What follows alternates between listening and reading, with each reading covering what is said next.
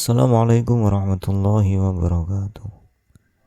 Bismillah, alhamdulillah, wassalatu wassalamu ala rasulillah wa ala alihi wa sahbihi wa man tabi'uda amma ba'du. Para pemirsa yang dirahmati Allah, pada pertemuan kedua ini kita masuk bagian awal muqaddimah yang disampaikan oleh Abu Syuja. Di sini beliau bercerita tentang latar belakang penulisan kitab ini, yakni kitab At-Taqrib fi Fiqh Al-Imam Asy-Syafi'i, yang kemudian disyarah oleh Ibnu Qasim Al-Ghazi. Saya bacakan Arabnya terlebih dahulu, kemudian nanti kita bahas bersama. ثم ذكر المصنف أنه مسؤول في تصنيف هذا المختصر بقوله سألني بعض الأصدقاء أي جمع صديق وقول حفظهم الله تعالى جملة دعائية أن أعمل مختصرا وما قل لفظه وكثر معناه في الفقه ولغة الفهم واصطلاحا العلم بالأحكام الشرعية العملية المكتسب من أدلتها التفصيلية على مذهب الإمام الأعظم المجتهد ناصر السنة والدين أبي عبد الله محمد ابن إدريس ابن العباس ابن عثمان ابن نافع الشافعي، ولد بغزة سنة 500 ومات رحمة الله تعالى عليه ورضوانه يوم الجمعة الخروج بسنة 400. ووصف المصنف مختصره بأوصاف منها أنه في غاية الاختصار ونهاية الإيجاز، والغاية والنهاية متقاربان، وكذا الاختصار والإيجاز، ومنها أنه يقرب على المتعلم لفروع الفقه درسه ويسهل على المبتدئ حفظه، أي استحضاره على ظهر قلب لمن يرغب في حفظ مختصر في الفقه. وسألني أيضا بعض الأصدقاء أن أكثر فيه أي المختصر من التقسيمات للأحكام الفقهية أو من حصر أي ضبط الخصال الواجبة والمندوبة وغيرهما، فأجبته إلى سؤاله في ذلك طالبا للثواب من الله جزاء على تصنيف هذا المختصر، راغبا إلى الله سبحانه وتعالى في الإعانة من فضله على تمام هذا المختصر وفي التوفيق للصواب، وهو ضد الخطأ، إنه تعالى على ما يشاء أي يريد قدير أي قادر، وبعباده لطيف خبير بأحوال عباده. والأول مكتسب من قوله تعالى الله لطيف بعباده، والثاني من قوله تعالى وهو الحكيم الخبير.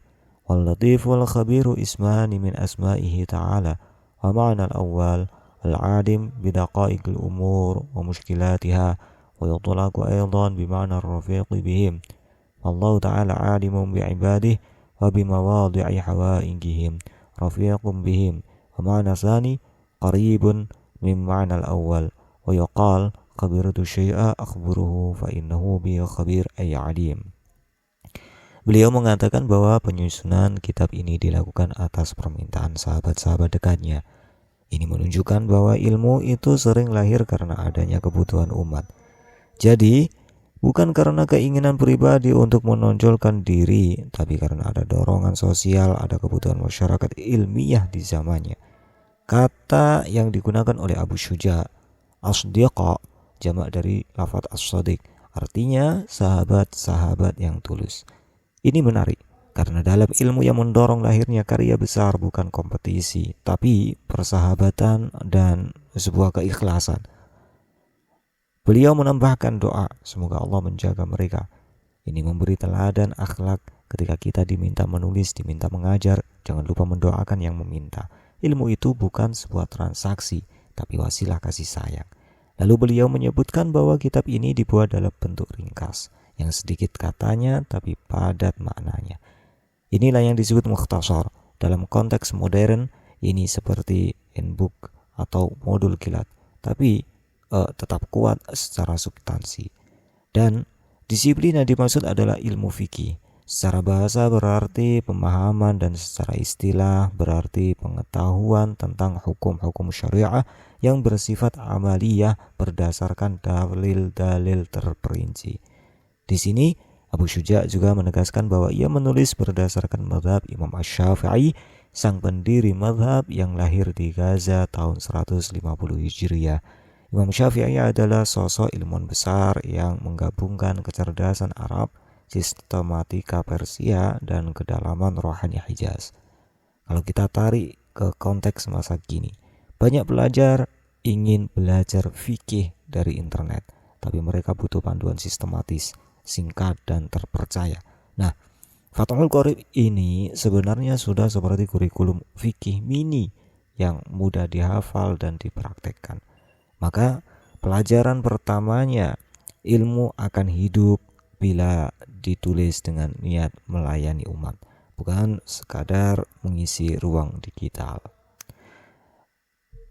Pada slide berikutnya, kita lihat bagaimana Abu Syuja menggambarkan karakteristik karyanya. Beliau mengatakan bahwa kitab ini memiliki tingkat keringkasan tertinggi dan ungkapan yang padat. Istilah yang digunakan adalah ghoyah atau puncak, dan nihayah atau akhir, serta ikhtisar, ringkasan, dan ijaz, sebuah kepadatan. Artinya, kitab ini bukan hanya ringkas tapi efisien secara ilmiah. Setiap kalimatnya punya makna hukum, tidak ada kata yang mubazir. Ini seperti seorang menulis dalam ruang yang sempit tapi berhasil memuat isi satu perpustakaan. Ciri lain yang beliau tekankan adalah kemudahan bagi pelajar fikih pemula. Karena itu, Fathul Qorib menjadi salah satu kitab dasar di pesantren. Bahkan santri yang baru belajar fikih biasanya memulai dari kitab ini. Kitab ini juga mudah dihafal. Menghafal di sini bukan sekedar mengingat teks, tapi menguasai konsep hukum secara terstruktur. Ini yang membedakan pendidikan tradisional Islam dengan sistem hafalan biasa. Kalau kita hubungkan dengan konteks sekarang, banyak mahasiswa syariah atau pelajar fikih merasa kesulitan karena terlalu banyak teori tanpa kerangka ringkas. Nah, metode Abu Syuja ini bisa kita adaptasi dalam era digital, buat modul yang padat tapi berlapis makna. Dengan kata lain, kitab Fathul Qorib atau matanya kitab At-Taqrib adalah blueprint pendidikan hukum Islam berbasis kejelasan dan keringkasan. Pada bagian ini, Abu Syuja menuturkan bahwa para sahabatnya meminta agar kitab ringkas itu tidak hanya memuat hukum secara global, tapi juga mencakup pembagian dan penetapan sifat hukum fikih seperti wajib, sunnah, makruh, haram, dan mubah. Ini penting karena fikih tanpa klasifikasi hukum ibarat kompas tanpa arah. Pembagian ini membantu penuntut ilmu membedakan antara kewajiban dan anjuran, antara larangan dan kebolehan. Lalu Abu Syuja menanggapi permintaan itu dengan ikhlas. Beliau berkata bahwa ia menulis dengan mengharap pahala dari Allah, bukan untuk sebuah pujian. Ini adalah etos ilmiah ulama klasik. Menulis bukan demi popularitas tapi untuk kebermanfaatan. Dalam konteks hari ini, kita bisa belajar bahwa membuat konten dakwah di YouTube itu pun harus dengan niat yang sama, yakni mencari ridha Allah, bukan jumlah viewers. Abu Syuja menutup dengan doa agar diberi taufik menuju kebenaran, lawan dari kesalahan. Artinya, beliau sadar bahwa pengetahuan manusia adalah terbatas dan kebenaran sejati adalah anugerah Allah.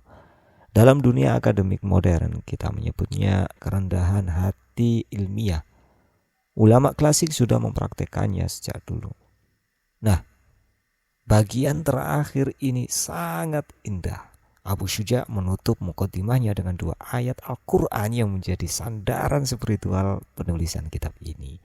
Yang pertama, Allahu latifun bi'ibadih. Allah maha lembut terhadap hamba-hambanya. Dan yang kedua dari surah Al-An'am, wa huwal hakimul khabir. Dan dialah yang maha bijaksana lagi maha mengetahui. 2 ayat ini menunjukkan 2 sifat Allah, Al-Latif dan Al-Khabir. Al-Latif berarti Allah mengetahui hal-hal yang halus, yang tersembunyi dari penglihatan manusia, sekaligus bermakna bahwa Allah lembut terhadap hamba-hambanya. Sedangkan Al-Khabir bermakna bahwa Allah mengetahui secara mendalam segala keadaan makhluknya. Abu Syuja menutup dengan dua nama ini agar para penuntut ilmu menyadari keberhasilan menulis, keberhasilan mengajar atau memahami fikih itu bukan karena kecerdasan semata, namun karena kelembutan dan bimbingan Allah Subhanahu wa taala. Dalam konteks kehidupan modern, banyak orang yang mengejar kesuksesan akademik tanpa rasa lutuf atau tanpa rasa kelembutan ilahi. Akibatnya, ilmunya sering tidak menenangkan. Tapi jika ilmu disertai lutuf, maka ia menjadi cahaya bagi masyarakat. Maka pesan penutup dari Abu Syuja seakan ingin mengatakan, ilmu yang bermanfaat adalah ilmu yang lembut karena disinari cahaya Al-Latif dan Al-Khabir. Wallahu a'lam. Demikian sahabat sekalian, Muqaddimah Fathul Qorib bagian kedua. Semoga kita mendapat kelembutan dan bimbingan dari Allah sebagaimana doa Abu Syuja.